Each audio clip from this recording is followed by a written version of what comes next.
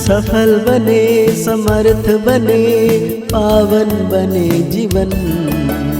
मीठी मुरली सुन के पाए सुख सघन। आज का चिंतन, आज का चिंतन। ओम शांति। Good morning. अव्यक्त बाप दादा अव्यक्त वाणी सुनाकर, अव्यक्त शिक्षाएं देकर हम बच्चों को संपूर्ण दिव्य संस्कार, पुराना संस्कार भस्म कर देते हैं और नए संस्कार से संपूर्ण फरिश्ता सो देवता बनाते हैं। तो आज बाप दादा कह रहे हैं, पुराने संस्कारों को खत्म कर अपने निजी संस्कार धारण करने वाले एवरेडी बनो। आज बाप दादा अपने चारों ओर से विश्व के बाप के लब में लवलीन और लक्की बच्चों को देख रहे हैं। हर एक बच्चे के भाग्य पर बाप को भी नाज है कि मेरे बच्चे वर्तमान समय इतने महान हैं, जो सारे कल्प में चाहे देवता रूप में, चाहे धर्म नेताओं के रूप में, चाहे महात्माओं के रूप में, चाहे पदमपति आत्माओं के रूप में, किसी का भी इतना भाग्य नहीं है जितना आप ब्राह्मणों का भाग्य है। तो अपने ऐसे श्रेष्ठ भाग्य को सदा स्मृति में रखते हो, सदा यह अनहद गीत मन में गाते रहते हो कि वाह वाह के विधाता बाप और वाह मुझ श्रेष्ठ आत्मा का भाग्य।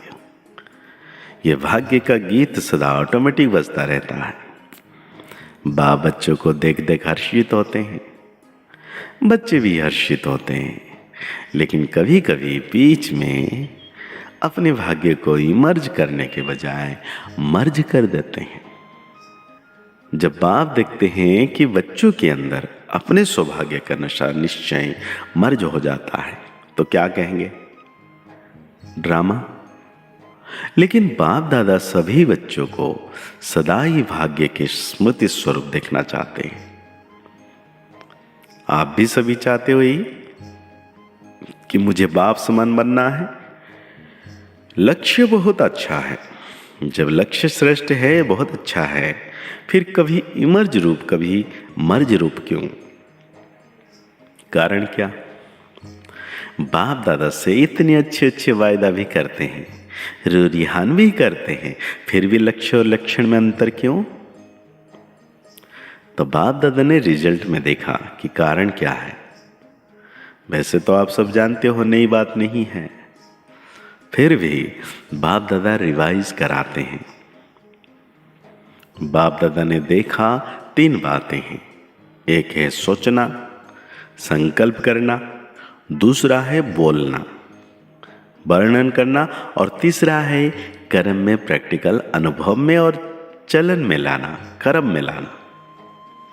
तो तीनों का समान बैलेंस कम है।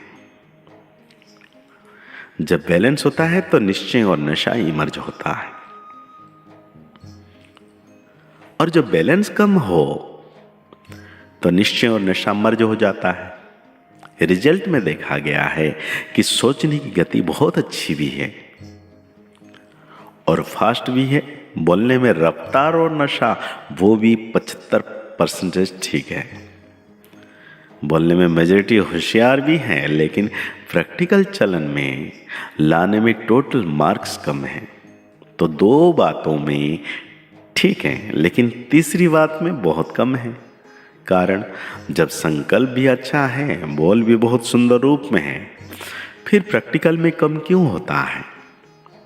कारण क्या जानते हो? हाँ या ना बोलो। जानते बहुत अच्छा। अगर किसी को भी कहेंगे कि इस टॉपिक पर भाषण करो तो क्लास कराओ, कितना अच्छा क्लास कराएंगे, और बड़े निश्चय नशे फलक से भाषण भी करेंगे, क्लास भी कराएंगे, कराते हैं। बाप दादा सबके क्लासेस सुनते हैं, क्या क्या बोलते हैं, मुस्कुराते रहते हैं, वाह बच्चे वाह बच्चे वाह। मूल बात है, बाप दादा ने पहले भी सुनाया है, ये रिवाइज कोर्स चल रहा है। तो बाप कहते हैं कि कारण एक ही है, ज्यादा भी नहीं, एक ही कारण है, और बाप दादा समझते समझते हैं कि कारण को निवारण करना मुश्किल भी नहीं है, बहुत सहज है, लेकिन सहज को मुश्किल बना देते हैं।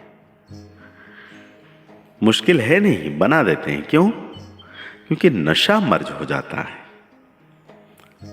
एक ही कारण है, जो भी धारणा की बात है सुनते हो, करते भी हो, चाहे शक्तियों के रूप में चाहे गुणों के रूप में। धारणा की बातें बहुत अच्छी अच्छी करते हो, इतनी अच्छी करते हो जो सुनने वाले चाहे अज्ञानी चाहे ज्ञानी सुनकर बहुत अच्छा कहकर खूब तालियां बजाते हैं। बहुत अच्छा कहा, लेकिन कितनी बार लेकिन आया, यह लेकिन ही विघ्न डाल देता है। लेकिन शब्द समाप्त होना अर्थात बाप समान समीप आना, और बाप के समीप आना अर्थात समय को समीप लाना। लेकिन अभी तक लेकिन शब्द कहना पड़ता है। बाप को अच्छा नहीं लगता, लेकिन करना ही पड़ता है। तो कारण क्या? जो भी कहते हो धारण भी करते हो, धारण के रूप से भी धारणा करते हो, और यह धारणा किसी की थोड़ा समय किसी की ज्यादा समय भी चलती है। लेकिन प्रैक्टिकल में सदा बढ़ती कला, माना बढ़ते चलें, उसका यही मुख्य बात है। जैसे द्वापर से लेकर अंतिम जन्म तक जो भी अवगुण व कमजोरियां हैं, उसकी धारणा संस्कार रूप में बन गई है, और संस्कार बनने के कारण मेहनत नहीं करना पड़ता। छोड़ना भी चाहते हैं, अच्छा नहीं लगता है, फिर भी कहते हैं क्या करें, मेरा संस्कार ऐसा है। आप बुरा नहीं मानना, मेरा संस्कार ऐसा है। संस्कार बना कैसे? बनाए तभी तो बनाना। तो जब द्वापर से ये उल्टे संस्कार बन गए, जिससे आप समय पर मजबूर भी होते हो, फिर भी कहते हो क्या करें, संस्कार है। तो संस्कार सहज ना चाहते हुए भी प्रैक्टिकल में आ जाते हैं। किसी को क्रोध आ जाता है, थोड़े समय के बाद कहते हो आप बुरा नहीं मानना, मेरा संस्कार है। क्रोध को संस्कार बनाया, अब गुण को संस्कार बनाया। और गुणों को संस्कार क्यों नहीं बनाया? जैसे क्रोध अज्ञान की शक्ति है और ज्ञान की शक्ति शांति है, सहन शक्ति है। तो अज्ञान की शक्ति क्रोध को बहुत अच्छी तरह से संस्कार बना लिया है, और यूज भी करते रहते हो, और माफी भी लेते रहते हो। माफ कर देना, आगे से नहीं होगा। अरे आगे से ज्यादा होता है, कारण क्योंकि संस्कार बना दिया है। तो बाप दादा एक ही बात बच्चों को बार बार सुनाते हैं कि अभी हर गुणों को, हर ज्ञान के बातों को संस्कार में, स्वरूप में बनाओ। बाप दादा आज कह रहे हैं हम बच्चों को, ब्राह्मण आत्माओं के नीचे संस्कार कौन से हैं? क्रोध या सहन शक्ति कौन से हैं? बाप पूछ रहे हैं बच्चों को, सहन शक्ति, शांति की शक्ति यह है ना। अवगुण को तो सहज ही संस्कार बना दिया, कूट कूट कर अंदर डाल दिया द्वापर से, जो ना चाहते भी निकलता रहता है। ऐसे हर गुणों को अंदर कूट कूट कर संस्कार बनाओ। बाप दादा ने बहुत अच्छी तरह हमें एग्जाम्पल दिया कि द्वापर से हमने कूट कूट कर अवगुणों को संस्कार बना दिया, अभी कूट कूट कर क्या बनाना है? श्रेष्ठ संस्कार बनाना है। तो आज से हर एक अपने में देखें, दूसरों को नहीं देखना। दूसरों की यहाँ बातें देखने के लिए मन की आंखें बंद करना। ये आंखें तो बंद नहीं करना, जो देखने वाली आंखें, मन की आंखें बंद करना। दूसरा कहता है या तीसरा कहता है मुझे नहीं देखना है। तो आज बाप दादा हम बच्चों को वरदान दे रहे हैं, सबको अमर ज्ञान दे, अकाले मृत्यु से भय से छुड़ाने वाले शक्तिशाली सेवाधारी भव। विस्तार में कह रहे हैं, दुनिया में आजकल अकाले मृत्यु का ही डर है। डर से खा भी रहे हैं, चल भी रहे हैं, सो भी रहे हैं। ऐसी आत्माओं को खुशी की बात सुनाकर भय से छुड़ाओ। उन्हें खुशखबरी सुनाओ कि हम आपको 21 जन्म के लिए अकाले मृत्यु से बचा सकते हैं। हर आत्मा को अमर ज्ञान दे, अमर बनाओ, जिससे वह जन्म जन्म के लिए अकाले मृत्यु से बच जाए। ऐसे अपने शांति और सुख के वाइब्रेशन से लोगों को सुख चैन की अनुभूति कराने वाले शक्तिशाली सेवाधारी बनो। तो आज बाबा हम बच्चों को स्लोगन दे रहे हैं, याद और सेवा का बैलेंस रखने से ही सर्व की दुआएं मिलती है। याद और सेवा का बैलेंस रखने से ही सेवा की दुआएं मिलती है। तो आज की अव्यक्तवाणी के अनुसार हम सो मान लेंगे, मैं शक्तिशाली विश्व सेवाधारी आत्मा हूँ।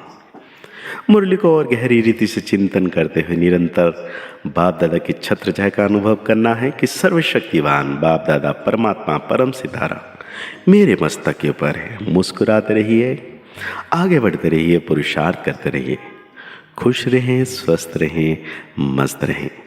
ओम शांति, ओम शांति, ओम शांति।